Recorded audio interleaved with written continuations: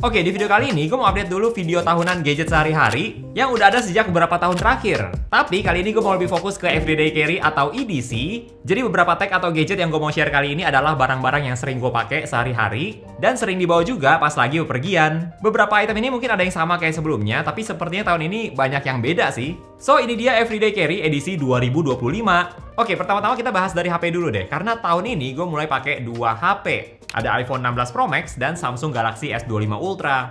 Ternyata ada enaknya juga loh pakai dua HP dengan dua OS yang berbeda kayak gini, jadi kekurangan yang satu bisa di cover sama yang lain. Gua nggak akan bahas terlalu detail dari kedua HP ini. Kalau teman-teman mau cek reviewnya juga udah ada di channel ini, kalian tinggal nonton aja dari video reviewnya. Tapi yang mau gue share di sini adalah karena ada dua HP, jadi gue mencoba bagi tugas ke iPhone 16 Pro Max dan S25 Ultra. Untuk hal-hal yang berhubungan sama konten, kayak buat foto, video, pakai sosmed, device utama gue adalah iPhone 16 Pro Max. Karena dari pengalaman gue, pakai sosmed tuh berasa lebih optimize gitu di iOS. Dan karena background gue juga dari user iPhone beberapa tahun terakhir, jadi udah terbiasa gitu sama gestur-gesturnya. Untuk kameranya juga sering banget gue pakai karena gue suka hasil foto atau video dari kamera iPhone 16 Pro Max ini. Yang pasti sejak pakai iPhone 16 Pro Max ini, udah ada ribuan foto lah yang diambil dari kamera iPhone 16 Pro Max. Bahkan pas liburan terakhir di Australia, itu juga gue sempat bawa kamera mirrorless gue, tapi ternyata nggak kepake. Karena foto-foto atau videonya itu full gue ambil dari kamera iPhone 16 Pro Max aja. Ya pasti kalau pakai kamera profesional kayak gini, pasti hasilnya juga bisa lebih bagus dibandingkan kamera iPhone. Tapi gue juga memperhitungkan kemudahan pakai iPhone 16 Pro Max ini, yang benar-benar tinggal buka kamera, langsung foto, dan hasilnya udah oke banget kalau buat diupload ke sosmed.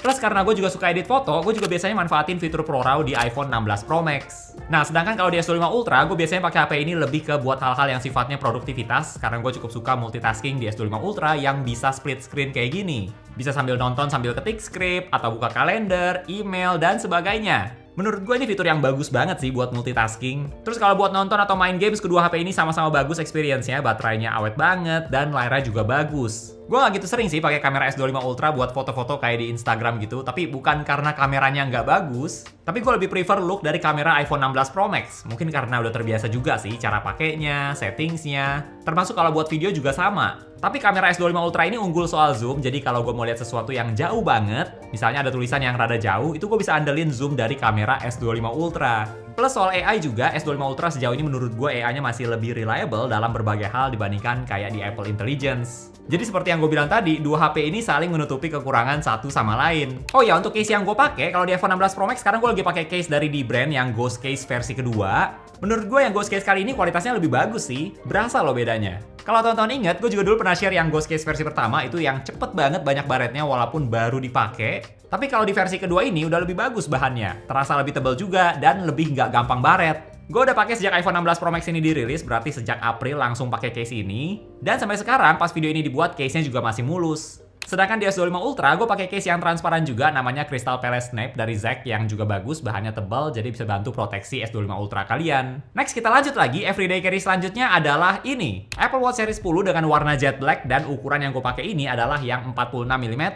Buat teman-teman yang penasaran, gue pakai screen protector apa? Jawabannya nggak ada. Jadi Apple Watch yang gue pakai ini polosan aja karena menurut gue layar Apple Watch ini bagus banget kalau nggak pakai screen protector. Dilihatnya lebih bagus gitu, bezelnya tipis, lebih responsif juga. Jadi gue memutuskan untuk nggak pakai aksesoris apa-apa kecuali strap ini yang gue pakai strap model Milanese Loop gitu, tapi dari third party. Karena pas pilih ukuran strap, sepertinya gue salah pilih ukuran sih. Jadi strap asli Apple Watch Series 10 gue ini ukurannya kegedean semua, makanya gue juga terpaksa harus beli strap yang dari third party lagi. Gue udah pakai Apple Watch Series 10 ini beberapa bulan terakhir dan gue cukup suka sih, termasuk desainnya yang lebih tipis dan ukurannya juga sedikit lebih besar. Kalau dari penggunaan gue sehari-hari, Apple Watch Series 10 ini baterainya bisa tahan sekitar 1,5 hari, apalagi kalau ditambah pakai low power mode itu bisa lebih lama lagi. Tapi soal baterai Apple Watch Series 10 tentu ini bukan baterai smartwatch yang paling awet ya. Tapi buat keperluan gue termasuk oke lah, dan karena Apple sepertinya ngincer tipis supaya kelihatan lebih bagus mungkin, tentu baterainya juga nggak bisa gede-gede banget. Tapi bagusnya di Apple Watch Series 10 ini juga ada fast charging, jadi bisa dapat 80% dalam waktu 30 menit yang menurut gue udah cukup bagus kok. Jadi pas pagi hari kalian siap-siap, nah itu langsung dicas aja Apple Watch-nya, pasti minimal udah terisi sekitar 80% atau bahkan bisa lebih. Buat teman-teman yang merasa Apple Watch Ultra terlalu besar, Apple Watch Series 10 ini mungkin bisa jadi pilihan yang oke. Next kita lanjut lagi, kalau untuk laptop, ini yang sering banget gue pakai hampir setiap hari dan sering dibawa juga pas lagi keluar. Laptop yang gue pakai adalah MacBook Pro M3 Pro. Jadi bukan MacBook yang terbaru yang seri M4,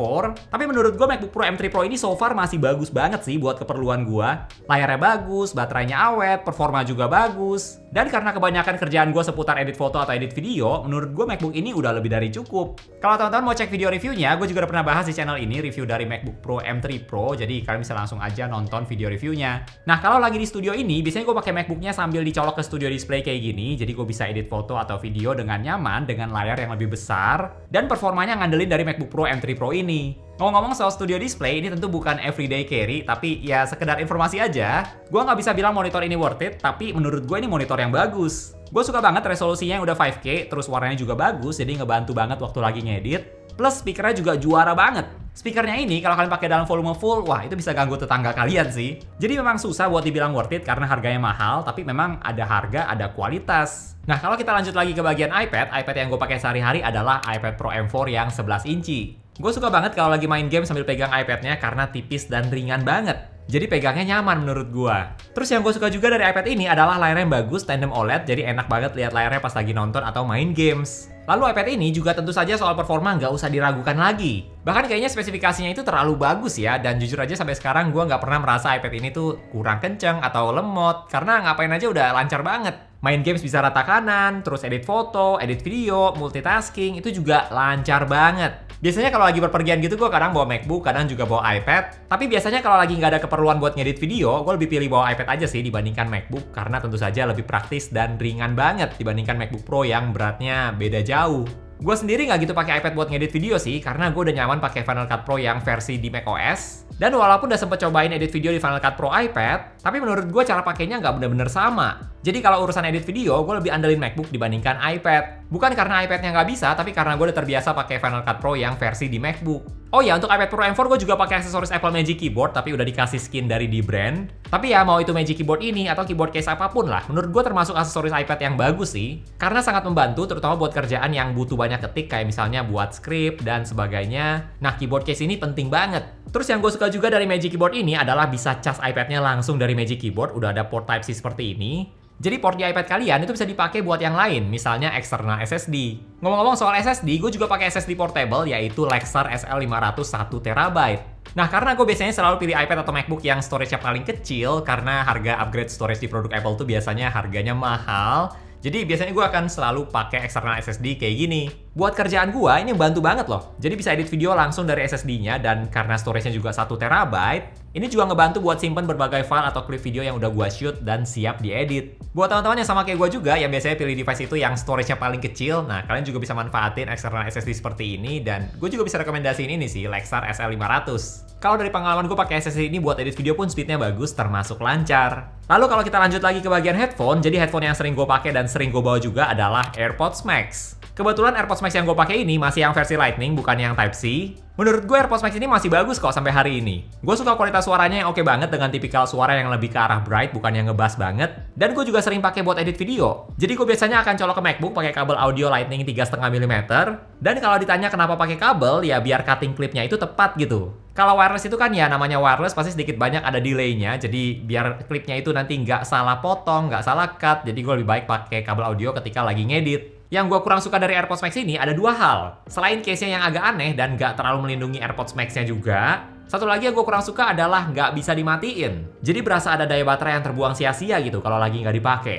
Belakangan ini gue juga lagi pakai Sony WH-1000XM6, tapi karena produknya juga masih termasuk baru, jadi gue belum sesering pakai AirPods Max. Tapi teman-teman juga bisa cek reviewnya dari Sony WH-1000XM6 ini kalau kalian mau tahu lebih lanjut. Dan menurut gue ini juga headphone yang bagus kok. Dan sepertinya beberapa komplain yang ada di seri sebelumnya itu udah dibenerin di XM6 kali ini. Plus Sony WH-1000XM6 ini juga bisa dimatiin, jadi nggak buang-buang baterai. Next, gue juga ada edisi yang gak kalah penting, yaitu Universal Travel Adapter. Dan yang gue pakai ini adalah travel adapter dari Aoki yang 100 watt. Menurut gue travel adapter ini udah cukup lengkap, bisa buat di Australia, US, UK, Eropa. Jadi kalau teman-teman lagi keluar negeri, kalian nggak perlu pusingin soal colokan. Dan bahkan di dalam negeri pun juga sama sebenarnya. Jadi kalau misalnya kalian lagi keluar kota, terus kalian nggak tahu nih di hotel kalian ada berapa colokan. Nah, kalian bisa pakai Universal Travel Adapter seperti ini yang udah ada 3 port Type-C dan 1 port Type-A. Terus karena outputnya juga bisa sampai 100 watt, jadi kalau mau cas laptop kalian juga bisa banget. Next, ini mungkin nggak terlalu tech banget, tapi ini merupakan bagian dari everyday carry, yaitu card holder dari Saku. Untuk card holder ini, gue waktu itu belinya yang twin, jadi ada dua kayak gini, dan masing-masing kotaknya ini bisa diisi hingga 6 kartu, dan udah ada RFID blocking juga. Cara keluarin kartunya gampang kok, tinggal ditekan aja tuasnya kayak gini. Next, untuk tas, gue juga ada rekomendasi crossbody bag dari ULX Store yang walaupun kelihatannya kecil, tapi ternyata bisa muat banyak barang juga loh. Tas ini muat buat taruh iPad mini, termasuk mau taruh kamera kayak gini juga bisa. Terus mau taruh dompet, charger, dan sebagainya juga bisa banget. Bahannya juga bagus, udah water resistant, jadi cocok buat dibawa kemana-mana, dan secara desain juga menurut gue desainnya bagus. Simple, elegan, tapi secara fungsi juga muat cukup banyak. Terus kalau teman-teman juga punya tas lain dari ULX Store, contohnya yang leather weekender ini, yang bisa muat lebih banyak lagi, dan cocok kalau kalian lagi ada berpergian yang nggak terlalu lama, kalian juga bisa kombinasi ini sama tas crossbody bag tadi. Buat teman-teman yang beli barang di ULX Store, kalian juga bisa pakai kode promo Brian, BRIAN, dan dapetin ekstra diskon 15% khusus buat teman-teman yang nonton video kali ini. So, itu dia everyday carry versi gua di tahun 2025 ini. Ada beberapa item yang masih sama, tapi kebanyakan udah berbeda dari tahun lalu. Kalau everyday carry versi kalian seperti apa nih? Coba share di komentar ya. Oke, thank you buat teman-teman yang udah nonton sampai di detik ini. Jangan lupa untuk klik tombol like kalau kalian suka dengan video ini, dan juga subscribe supaya kita bisa ketemu lagi di video-video yang berikutnya. Bye!